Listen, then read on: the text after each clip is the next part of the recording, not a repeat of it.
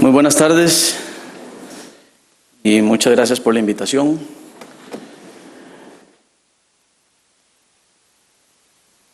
La charla de hoy es corta por muchas razones.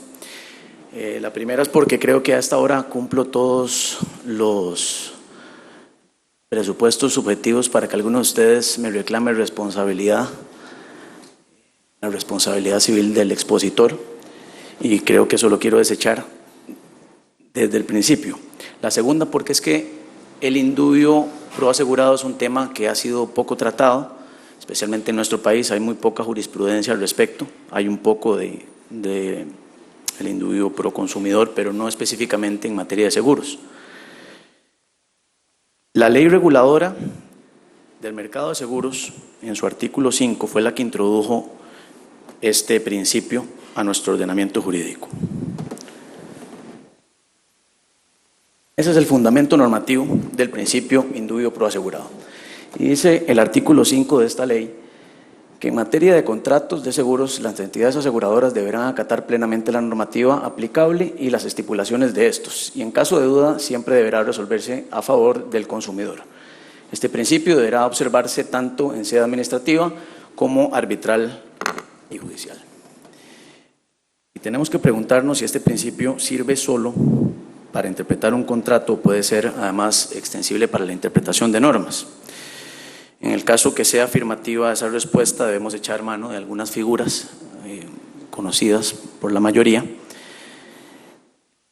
y que son la base de esta breve exposición. Yo partí de dos supuestos: la aplicación del principio indubio pro asegurado en los actos preparativos del contrato de seguros, y el segundo supuesto es la aplicación de este principio durante la ejecución del contrato. Y quiero hablar primeramente de la aplicación del principio cuando este contrato está aún en preparación, y no nos queda más remedio que abordar un tema un tanto espinoso, que es la declaración del riesgo.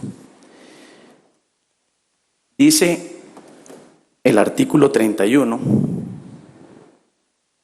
de la ley reguladora del contrato de seguros que hay una obligación de declarar el riesgo, y el tomador está obligado a declararlo al asegurador con todos los hechos y las circunstancias por él conocidas y las que razonablemente pudiera conocer o considerar, relevantes en la valoración del riesgo.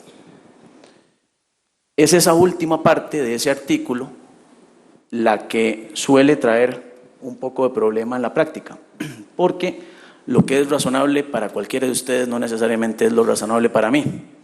Y esto va a depender en muchas ocasiones de la preparación académica, de la profesión que tenga una persona, puede depender de las circunstancias de vida de esa persona que está declarando el riesgo. Así que tenemos un sinnúmero muchas veces de niveles o de parámetros de razonabilidad que hacen complejo determinar, sobre todo para el juez, si se ha incumplido o no se ha incumplido este deber que establece el artículo 31 de la ley 8956.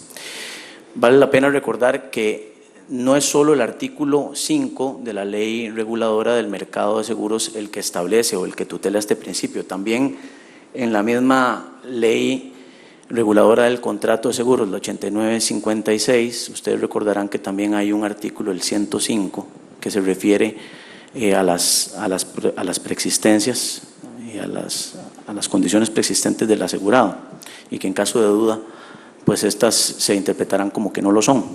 Entonces, y así hay otra normativa, el artículo 21 también del reglamento de atención de denuncias ante la superintendencia, que es el SUGES 0613, es otra de esa normativa que la tutela. Pero hablando en concreto con respecto a la declaración del riesgo, que es los primeros temas que nos ocupan en esta breve exposición, yo quise traer un pequeño, simplemente mostrarles un cuadro comparativo de cómo se trata esto en nuestro ordenamiento actual y cómo era tratado anteriormente. Recordemos que al día de hoy el Código de Comercio de 1853 sigue vigente en lo que atañe al seguro marítimo. Y esa norma, el artículo 796, dice: presunción que los aseguradores reconocen el valor de los bienes fraude por parte del asegurado. La suscripción de la póliza induce presunción legal de que los aseguradores reconocieron justa la evaluación hecha en ella. Pero si hubiera habido fraude por parte del asegurado en la evaluación de los efectos del seguro, serán admitidos los aseguradores a probarlo por el reconocimiento y justiprecio de ellos o por facturas o medios legales de prueba, y resultando acreditado el fraude, se reducirá la responsabilidad al legítimo valor que tengan los efectos. El artículo 32 de la actual ley reguladora del mercado, del contrato de seguros, también contiene una regulación específica para las declaraciones inexactas y fraudulentas. Pero ambas normas parten del principio de conservación del contrato, que es algo que la Ley 11 de Seguros, hoy derogada, no prevía. En ese cuerpo normativo simplemente se establecía que en caso de fraude o en caso de inexactitud, la sanción era la nulidad. Hoy en día tenemos otras alternativas. Vean ustedes que el artículo 32 nos habla de la reticencia o falsedad, establece que la reticencia o falsedad intencional por parte del tomador sobre hechos o circunstancias que, conocidos por el asegurador, hubieran influido para que el contrato no se celebrara o se hiciera bajo otras condiciones, producirán la nulidad relativa o absoluta del contrato según corresponda. La declaración se considerará reticente cuando la circunstancia influyente sobre el riesgo es omitida, declarada en forma incompleta, inexacta, confusa o usando palabras de equívoco significado. Y la declaración será falsa cuando la circunstancia es declarada de un modo que no corresponde a la realidad. Hasta ahí, una de los puntos altos de esta norma es que viene a clarificar qué debemos entender por declaraciones inexactas y por falsedades, cosa que no estaba demasiado claro en la ley anterior. Y sigue diciendo la norma: si la omisión o inexactitud no son intencionales, se procederá conforme a las siguientes posibilidades. Y básicamente las posibilidades son dos. El asegurador, en el plazo de un mes, propone un cambio en la póliza o un cambio en la prima, o bien, son tres, pero se propone, el cambio en la prima y en la póliza en el plazo de un mes, o bien demuestra el asegurador que no hubiera asegurado en esas condiciones. Finalmente, en el caso de que no se haga esta nueva proposición de seguro, caduca el plazo para el asegurador para volver a proponer esas nuevas condiciones. Pero el contrato en principio se intenta mantener.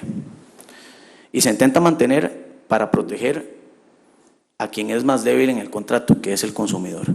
Y esta es la única interpretación que va realmente acorde con el artículo 5, inciso C, de la ley reguladora del mercado de seguros, que es la tutela de esa parte débil del contrato.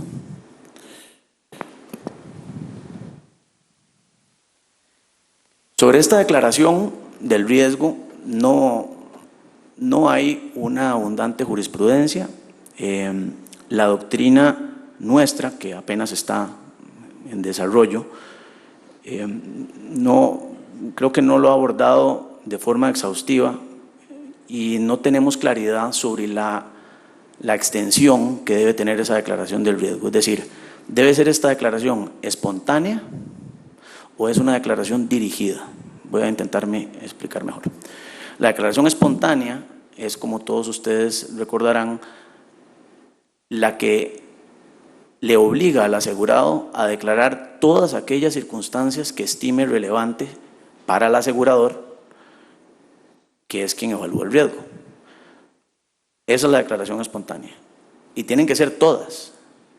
Y entonces la grandísima duda es, si yo soy una persona que conozco un poco del ámbito de seguro, o soy un mecánico, estoy suscribiendo un seguro, ¿verdad?, de automóviles, o si soy un doctor y estoy suscribiendo un seguro de gastos médicos, pues pareciera que estoy un poco más capacitado para hacer una declaración más o menos rigurosa.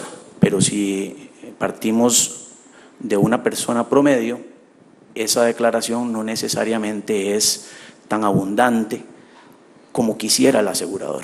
Y es por eso que muchas veces, y la doctrina y también la normativa internacional han optado más bien por imponer una obligación al asegurador de dirigir al tomador en esa declaración de riesgo, y solo aquello que se declare en los cuestionarios o en los formularios de suscripción del seguro se toma como la declaración propiamente del asegurado.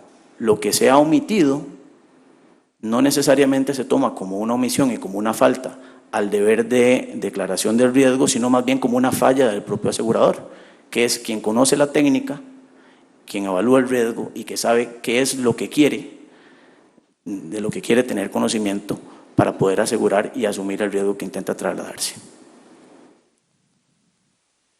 Entonces, ¿cómo hacemos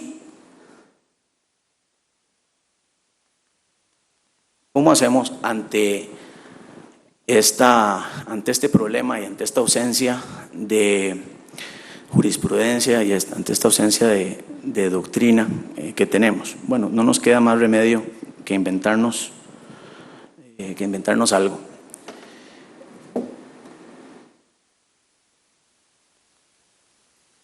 Yo parto de dos supuestos. La declaración del riesgo tiene que atender al cuestionario, a las preguntas y a la solicitud de información que realice la aseguradora. Ese para mí es el punto de partida de la declaración del riesgo. ¿Y por qué? Bueno, porque el consumidor, el tomador, es la parte débil, no conoce la técnica de seguros, es la aseguradora quien la conoce y por lo tanto es la aseguradora quien me tiene que hacer las preguntas que estime más pertinentes para ver si quiere o no quiere asumir el riesgo. Entonces, ese para mí es el punto de partida. Y segundo, la revelación de aquellas circunstancias conocidas que el solicitante pueda entender como relevantes, atendiendo, eso sí, a los parámetros del buen padre de familia, el hombre medio, o, en muy pocos casos, la lex artis. ¿Y cómo entendemos esto? Bueno, si usted es un intermediario de seguros y usted mismo está suscribiendo un seguro para usted tiene un conocimiento reforzado y puede saber qué es lo que le interesa a la aseguradora conocer para que lo aseguren en vida o en salud, por ejemplo. Si usted es un abogado especialista en seguros, por ejemplo, don Boris, él sabe, o más bien la aseguradora le va a exigir una rigurosidad mayor a la hora de declarar su riesgo, porque conoce sobre el tema. El resto de las personas tienen que ser regidas por estos parámetros: buen padre de familia y el hombre medio. Los doctores, sí, está bien, los doctores también en el caso del seguro médico, no hay ningún problema. Pero entonces, la gran mayoría, el punto de partida, es en la contestación del cuestionario, los parámetros del buen padre de familia, del hombre medio, y en casos excepcionales sería la lex artis. Ese para mí es la forma en la que esta norma debería interpretarse. Vamos a ver más adelante cómo lo está entendiendo la jurisprudencia. Adelanto de una vez que no es jurisprudencia de la sala, es jurisprudencia menor, porque no ha llegado todavía a resolverse en varios de los temas que se están tratando sobre estos asuntos.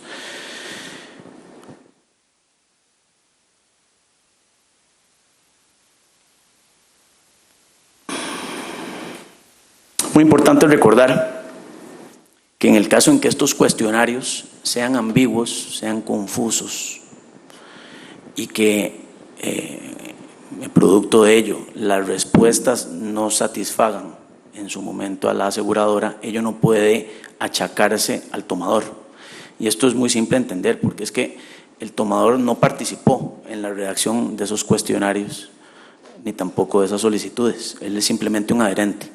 Entonces, esas ambigüedades y esas imprecisiones solo son achacables a la aseguradora, que es quien las redactó.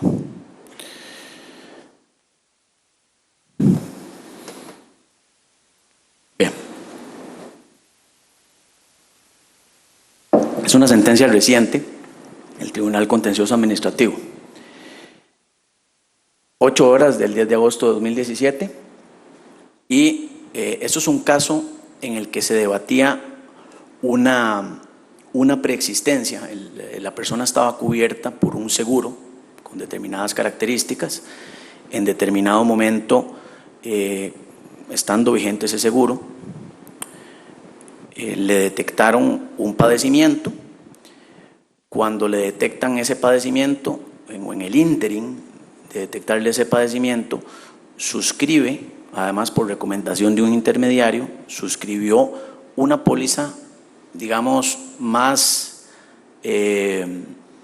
con beneficios mayores, y finalmente la aseguradora, una vez que se termina de comprender cuál era el alcance del padecimiento de este señor, decide indemnizar utilizando los límites de la primera de las pólizas, no la que era más amplia.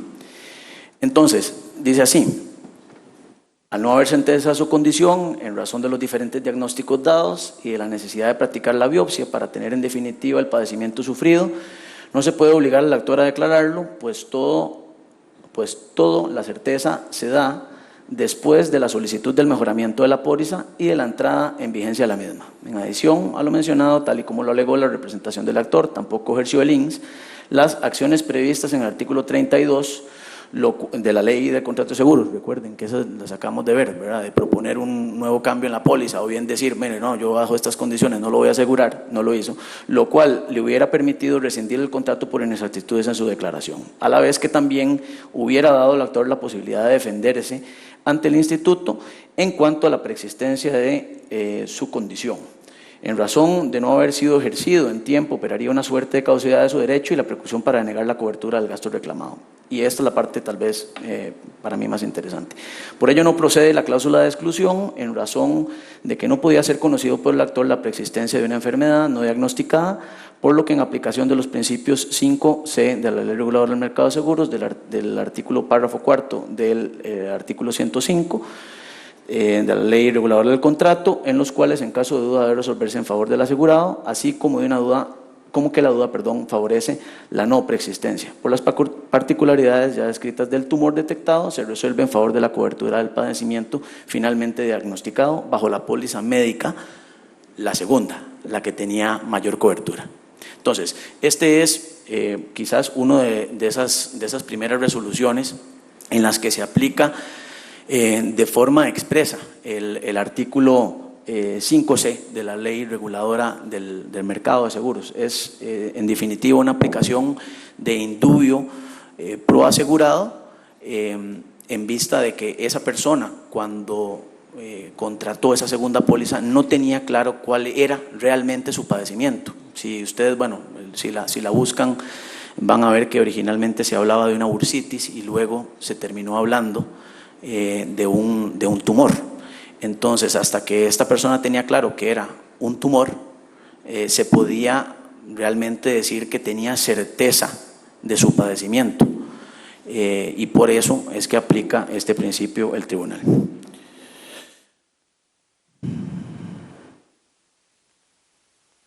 Bien.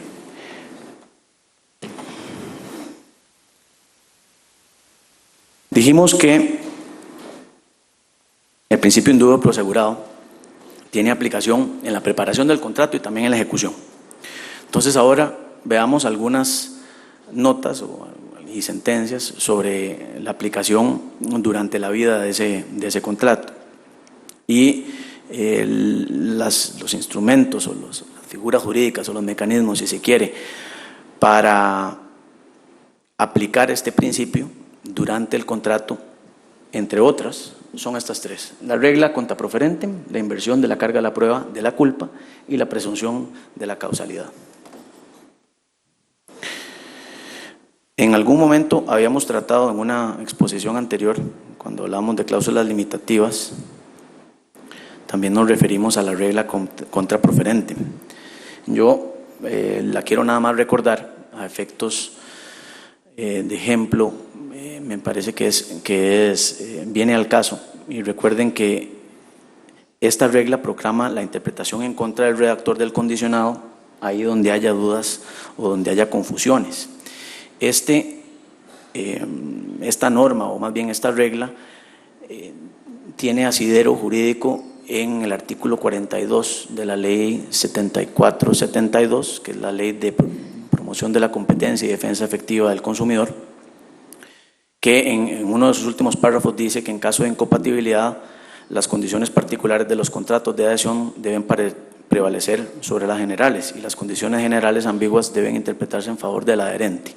Es con sustento en esa norma que se interpreta toda ambigüedad, toda oscuridad, toda imprecisión en el contrato, ya sea en sus condiciones particulares o en sus condiciones generales, se deben interpretar en contra de la parte que la redactó, que desde luego no es el consumidor de seguros, el tomador, el beneficiario o el asegurado.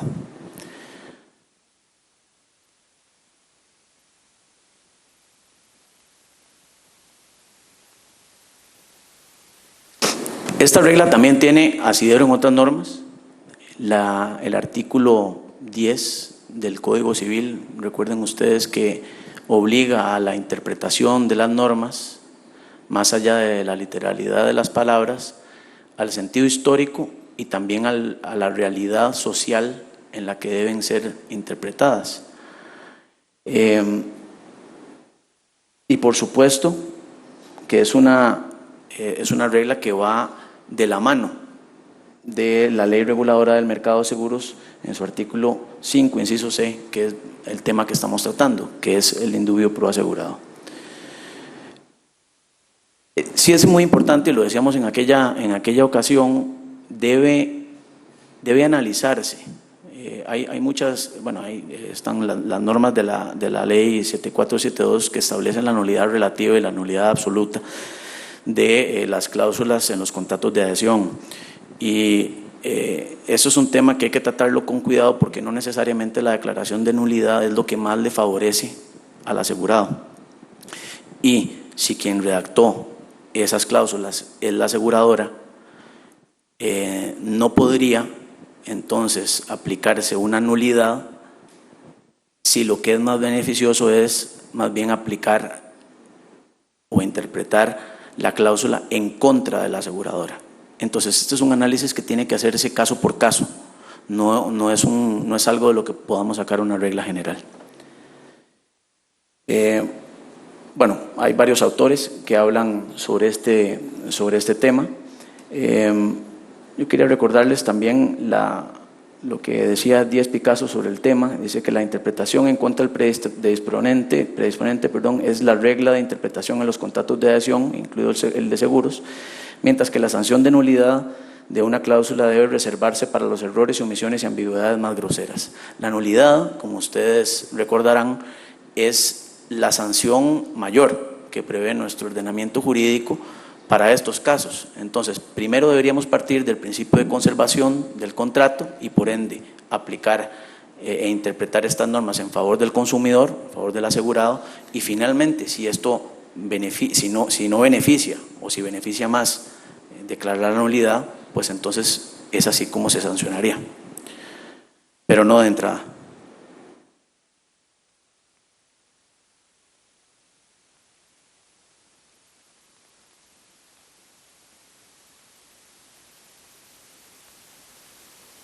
Yo quería recordarles una sentencia que también tratamos en la exposición pasada. El presupuesto de hecho de este caso: el asegurado sufre un robo de un vehículo amparado por un contrato de seguros, pero al presentar el reclamo, este se desestima, puesto que aduce la aseguradora se indujo a error en la cuantía de la reclamación y por ello se desestima el reclamo. El asegurado plantea el correspondiente proceso contencioso administrativo en contra de la aseguradora y esta alega que la demanda debe ser desestimada al estar prescrito el reclamo en virtud del plazo establecido en el contrato de 1 año. Lo primero que quiero hacer es una aclaración. Esto es un caso que se juzgó con la ley anterior, la ley 11, ¿verdad? Creo que eso, bueno, se desprende un poco del supuesto de hecho, pero es importante recordarlo. Y dice en uno de sus considerandos esta sentencia: esas no son condiciones óptimas que deben existir para que el demandado se asegure y que el cliente haya impuesto de la existencia del condicionado general. Aquí lo que se discutía era la forma en cómo se introdujo la reducción del plazo de prescripción, ¿verdad? Entonces, en este caso se había puesto en una parte del contrato incluso posterior a la firma, y esto fue lo que provocó la molestia, incluso lo puedo llegar a decir así, porque pareciera como que reprendió un poco la sala a una de las partes. Eso fue lo que motivó la molestia de la sala.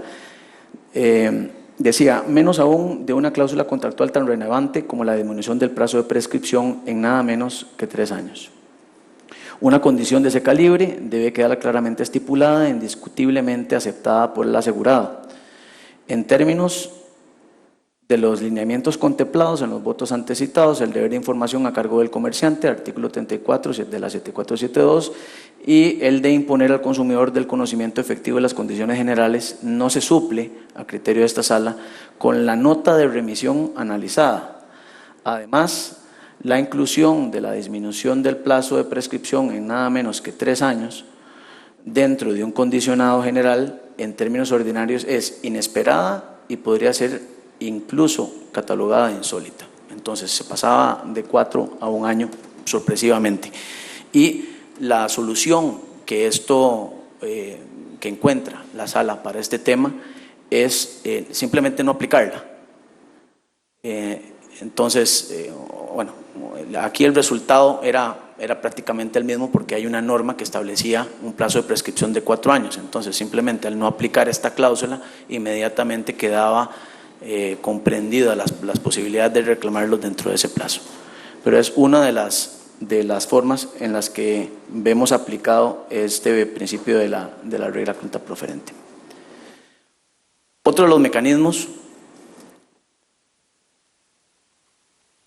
para la aplicación de este principio durante la ejecución del contrato es la inversión de la carga de la prueba, de la culpa.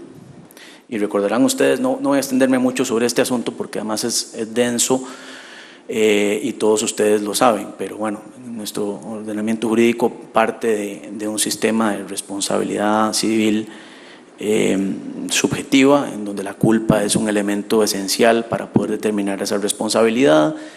Los orígenes vienen desde el Código de Napoleón, las teorías de Domat y Potier. Después, posteriormente, con la revolución industrial se empieza a hablar de la teoría del riesgo creado, seguidamente con digamos, la proliferación del automóvil como un medio de transporte, es que empezamos a hablar de unas soluciones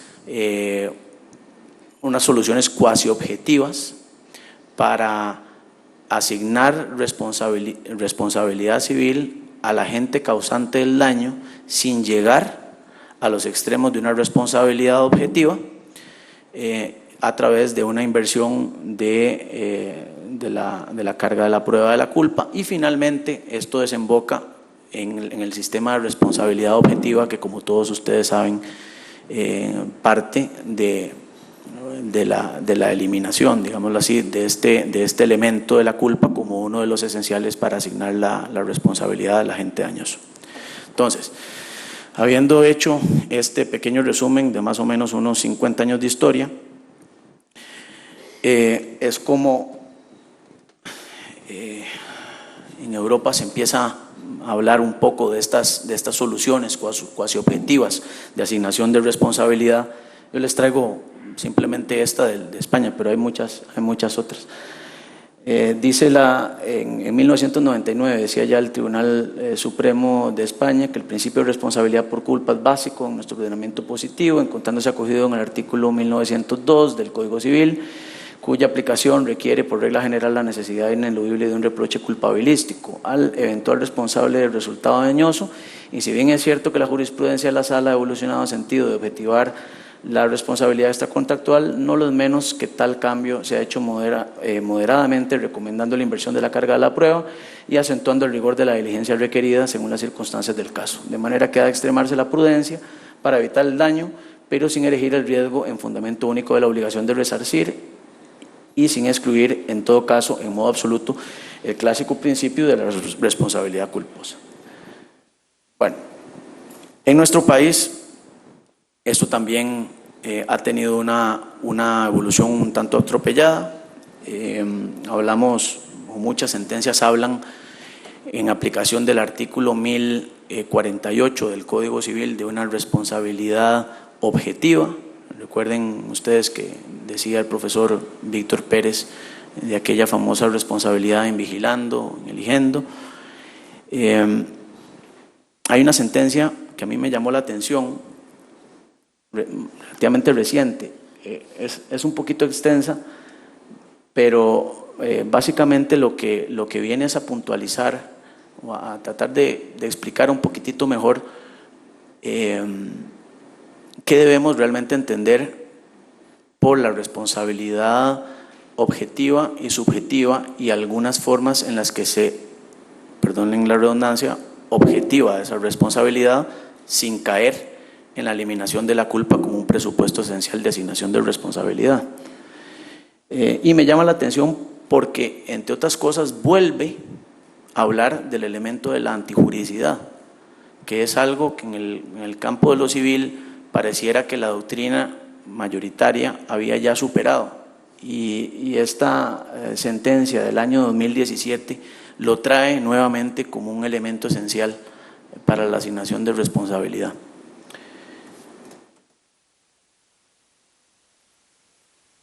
Decía esta sentencia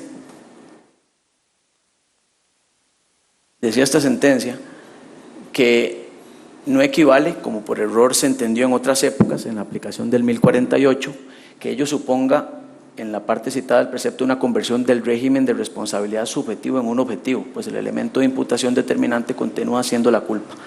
La diferencia estriba en que el legislador invirtió la regla general para presumir la iuris tantum en el caso concreto y trasladable al demandado la acreditación de su diligencia, prudencia, cuidado o pericia, según corresponda. Así, la legislación sustantiva de responsabilidad patrimonial da cuenta desde antigua data de lineamientos que más recientemente se examinan desde la teoría de la facilidad y la disponibilidad probatoria. Es decir, en ciertos casos el legislador incorporó presunciones iuris tantum sobre algunos de los elementos de responsabilidad que se derivan hasta que el demandado pruebe lo contrario. Esa mutación deliberada y expresa las normas probatorias, a diferencia de lo que señala el recurrente, no convierten un régimen subjetivo en un objetivo. Es decir, la sala entiende que la inversión de la carga de la prueba de la culpa es simplemente una medida de objetivar la responsabilidad, pero no una migración del régimen de responsabilidad subjetiva a uno de responsabilidad objetiva.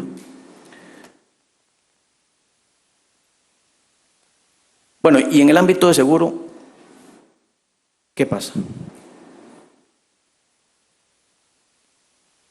Eso es una sentencia ya de algunos años, y a mí me llamó la atención que se utiliza el principio de indubio pro asegurado para resolver este caso. Este principio no es el que tutela la ley reguladora del mercado de seguros, porque en aquel momento no estaba vigente, como todo el mundo sabe, pero es el que deriva de la ley 7472, que es, digámoslo así, el hermano mayor o el papá del principio de indubio pro asegurado. Estamos hablando del principio de indubio pro consumidor. Entonces, en lo que interesa, dice esta sentencia que resulta obvio que el agente de seguros, funcionario del Instituto Nacional de Seguros, no actuó con la diligencia debida, incurriendo incluso en violaciones a la ley que acertadamente señala este tribunal en su fallo. Este es un caso en el que una persona había contratado ciertas coberturas para un vehículo, el agente presenta la solicitud a esta aseguradora, la aseguradora le pide información adicional al asegurado a través del agente, el agente tarda mucho tiempo en hacerle llegar ese requerimiento de información al asegurado y el siniestro acaece en ese ínterin. Y entonces lo que dice el tribunal es que en consecuencia ese asegurado no tuvo la posibilidad de corroborar oportunamente la concordancia entre lo que solicitó y pagó y lo que gestionó a la gente. Sigue diciendo, de este modo, ante la duda de la verdadera voluntad expresada por las partes, lo pertinente es que ésta beneficie a la parte cuya posición es más débil en la relación contractual. Sí existen indicios de que el señor tal, ¿no?, contrató la cobertura de su automóvil para eventualidades del incendio y rayo, y por su parte el agente de seguros y el Instituto Nacional de Seguros tardaron excesivamente en la acreditación de la póliza, entregándola casi 2 meses después, con la respectiva aprobación, lo que no permitió a aquel subsanar oportunamente los errores en los que estos eventualmente hubieran podido incurrir, por lo que debía resolverse en contra de la parte a la que son imputables las incorrecciones. Entonces, no lo dice expresamente, ¿verdad?, la aseguradora, que aplica un principio de indubio pro asegurado, pero yo creo que es fácilmente, lo podemos comprender que se aplicó.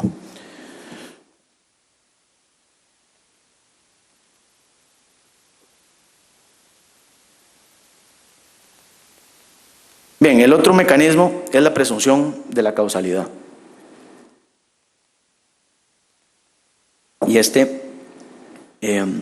bueno, lo primero que tal vez que hay que recordar es que nuestro ordenamiento jurídico parte de esta teoría de la causalidad adecuada, que es una teoría de muy vieja data, de 1888, propuesta por von Kries, y en la que básicamente se dice que no todos los acontecimientos son los que son la eficiente causa del daño, sino que uno tiene que hacer una especie de operación aritmética en la que eventualmente, si suprimimos uno de ellos y ese resultado dañoso sigue dándose, pues entonces el que suprimimos no es la causa real de ese daño. Y así tenemos que ir haciendo operaciones aritméticas para ir descubriendo la verdadera causa de ese daño, que finalmente será lo que se denomina la causa adecuada. Bueno, entonces, dicho eso, pareciera que la mayoría de la doctrina coincide en que la prueba de causalidad, independientemente del régimen en el que estemos, de la responsabilidad civil subjetiva y objetiva, este es un elemento que lo tiene que probar la persona que reclama el daño. Vamos a ver que eso no es tan así en algunas materias, pero en principio, y por lo menos como tesis de principio, partamos de ello. Recuerden entonces que cuando hablamos de la presunción de la causalidad, básicamente nos estamos refiriendo al sistema de responsabilidad objetiva, en la que tenemos que probar el daño causado y tenemos que probar esta causalidad o este nexo, este vínculo entre el sujeto y el daño causado. Eso es lo que llamamos el nexo de causalidad. Entonces, bueno, simplemente a manera de recordatorio, ahí hay muchísimas sentencias sobre este tema de la causalidad adecuada, pero bueno, ahí hay una cita de una reciente de este año. Y hay que recordar que esa prueba de causalidad admite causas de ruptura, y esas causas de ruptura pues son el hecho de un tercero, la culpa exclusiva de la víctima y el caso fortuito o fuerza mayor. Bien.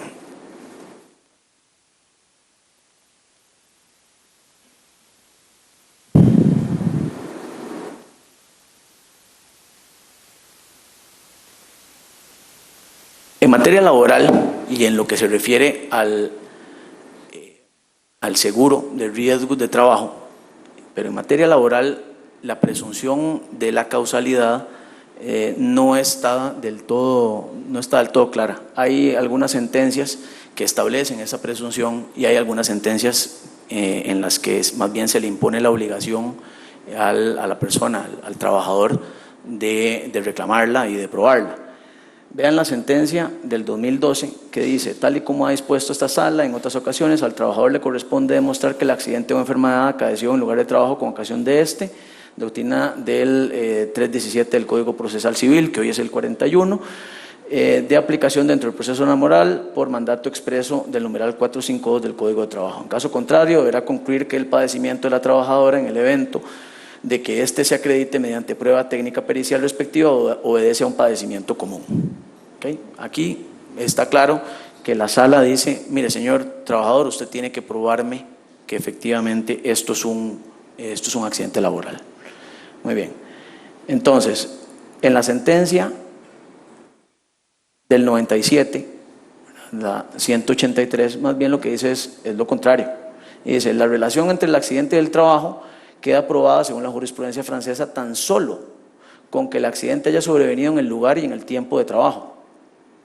Y en lo que se refiere a la prueba de la relación entre el accidente y la incapacidad o la muerte, pese al principio enunciado de que corresponde a la víctima o a sus derechohabientes, la misma jurisprudencia ha llegado a sentar otra verdadera inversión de prueba al consignar que toda lesión que se produce en un accidente sobrevenido por el hecho o en ocasión del trabajo debe ser considerada, salvo prueba en contrario, como resultado de ese accidente, por lo cual la víctima o quienes de ella traigan causa quedan relevados de acreditar el nexo que exista entre el accidente y las lesiones productoras de la incapacidad o la muerte. Será el patrono, dice la sala, a quien incumbirá demostrar la falta de relación. Sigue diciendo, en síntesis, al no haberse acreditado que el deceso del señor Brenner Rodríguez fue el resultado directo de su propia culpa y a pesar de que no puede determinarse con exactitud la manera como se produjo el percance, debe ordenarse al demandado tal y como lo hizo el Tribunal de Alzada, que proceda a indemnizar el riesgo ocurrido, el que, por regla de principio, ha de presumirse como laboral al haberse producido mientras el occiso se encontraba trabajando en forma subordinada y remunerada al servicio del patrón. Entonces vean cómo aquí más bien hay una presunción, ¿verdad? Y se obliga al patrono a cubrir esa indemnización. Sobre el tema de la presunción de la causalidad, y en materia civil, sobre todo en lo que atañe al régimen de responsabilidad sanitaria o el régimen de responsabilidad profesional de los médicos, la doctrina europea ha hecho contribuciones muy interesantes que pasan por distintas teorías como la causalidad virtual o incluso la teoría de la fuente del peligro aumentado. De Ángel en España también habla de una posibilidad de asignar responsabilidad a través de las presunciones y no necesariamente de la certeza, y ello se hace en virtud de un principio que es bastante común en la jurisprudencia anglosajona, que se resume en que la causa o el supuesto hecho es more probable than not. O sea que cuando hay una probabilidad de más del 50% de que esa es la causa adecuada del daño, aunque no haya una certeza, el juez puede tomar la decisión de asignarla a ese agente dañoso. Y quería también recordarles que habíamos hablado originalmente que este tema de la causa admite unas causas de ruptura, ¿verdad? Unos presupuestos de ruptura, pero esos presupuestos de ruptura, por lo menos en materia laboral, son muy complejos, porque incluso la jurisprudencia ha dicho que la culpa normal, digámoslo así, para categorizarle de alguna forma, no es un presupuesto, la culpa de la víctima estoy hablando, la culpa normal de la víctima no es un presupuesto con base en el cual se pueda eximir al empleador de responsabilidad, sino que tiene que ser una culpa temeraria. Dice esta sentencia que les traigo acá, la número 329 del 1997, nuestra legislación no regula la imprudencia temeraria como causa de exclusión de la relación de causalidad entre el trabajo y la lesión. El artículo 1999, inciso A del Código de Trabajo, establece que la relación de causalidad se rompe cuando la acción que produce el accidente laboral es provocada intencionalmente por el trabajador o cuando su resultado es consecuencia de un hecho doloso efectuado por él. En este punto, la doctrina va más allá al indicar que el acto propio del accidentado no afecta la conexión del trabajo-lesión cuando consiste en una negligencia o imprudencia profesional. o sea, la que es consecuencia del ejercicio habitual de un trabajo y se deriva de la confianza que éste inspira. Por otro lado, aún la no profesional, la mera imprudencia, no rompe la causalidad, lo que quiere decir que solo dejan de ser accidente de trabajo los accidentes debidos a imprudencia temeraria del trabajador accidentado o a una imprudencia de tal gravedad que notariamente revele la ausencia de la más elemental precaución. Si ustedes hacen una búsqueda jurisprudencial, ustedes van a encontrar, al contrario, no van a encontrar muchas sentencias en donde la sala acoge la culpa del trabajador como uno de esos presupuestos de ruptura del nexo de causalidad. Son poquísimas. Yo, así de memoria, recuerdo haber visto dos, una en la que unos trabajadores que estaban transportando una carga pararon y se fueron a bañar un río y producto, bueno, de esos baños que se estaban dando, uno de ellos se ahogó y otro que se puso ahí a descansar en media vía férrea y pasó el tren y lo arrolló. Esos son de los poquísimos casos en los que realmente se ha llegado a la conclusión de que el trabajador ha actuado de forma temeraria. Yo creo que esto realmente merece una revisión. Esto probablemente no es, voy a decirlo bien, no es que no sea grave. El tema es que como solo hay un operador del mercado que ofrece este seguro, tal vez no ha generado tanto desarrollo doctrinal, pero yo creo que es un tema que merece atención. Conclusiones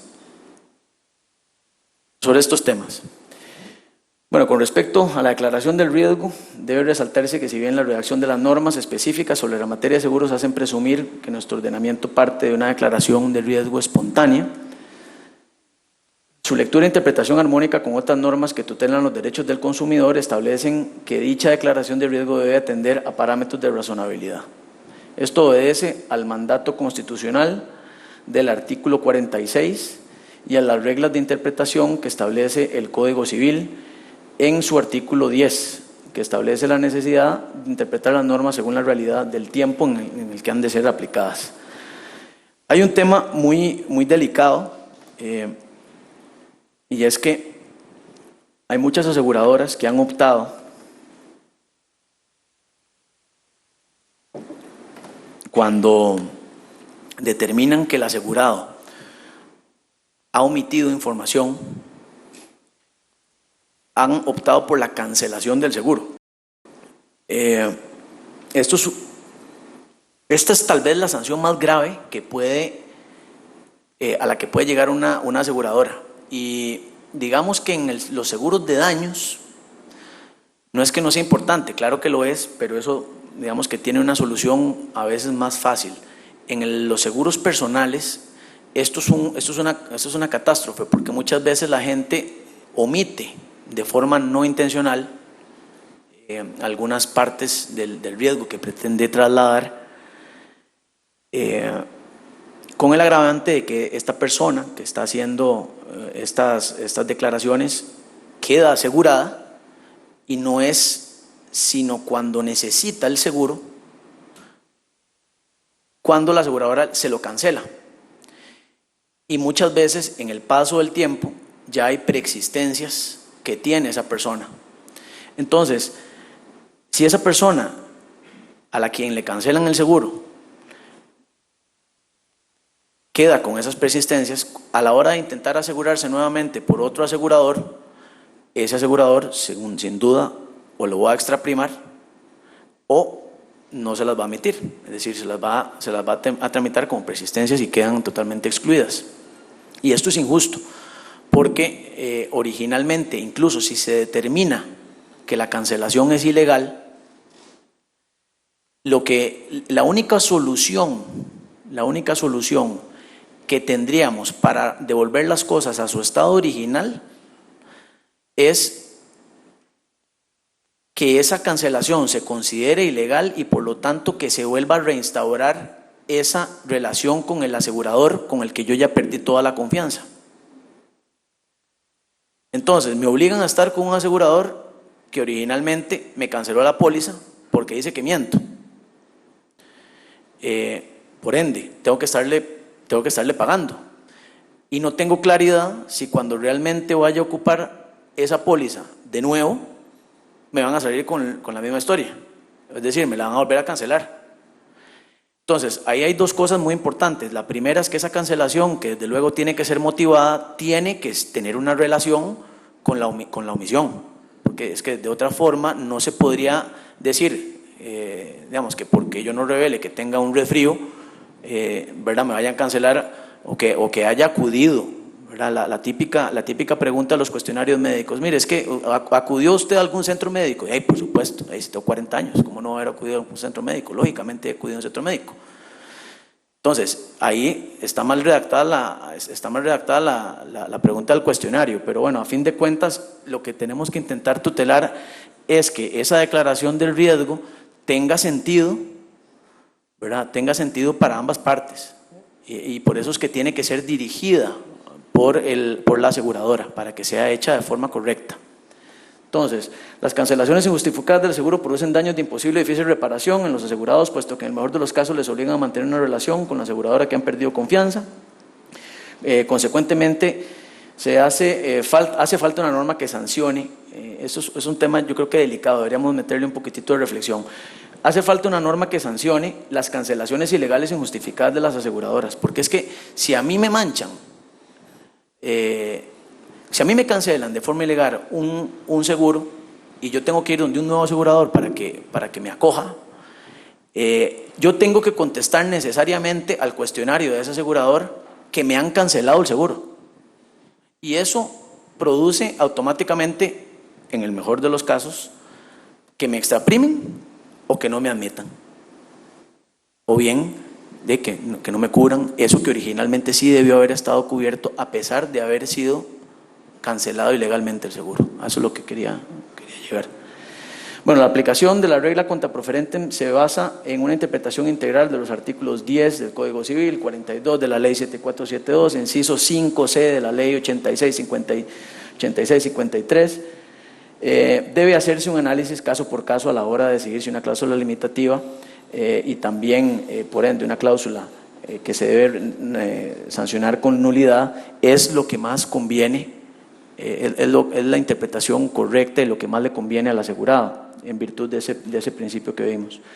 La aplicación de la inversión de la carga de la prueba de la culpa, que es un mecanismo procesal, tiene su sustento en normas de fondo, en especial en aquellos casos en donde se debe aplicar la teoría del riesgo creado, pero también en aquellos casos en donde debe protegerse una parte débil de la relación, es decir, cuando la facilidad probatoria está más bien del lado de la parte fuerte del contrato, pues debería aplicarse aquí esta inversión de la carga de la prueba. Finalmente, los supuestos de ruptura del nexo causal en materia laboral se ven reforzados por la exigencia de una culpa temeraria en el trabajador, ya que en casos en los que dicha negligencia sea leve o habitual, al quehacer profesional, ello no supone una causa eximente de responsabilidad para el empleador. Esas son tal vez las conclusiones a las que pude arribar después de haber hecho una revisión sobre este tema. Muchísimas gracias y cualquier pregunta, con muchísimo gusto.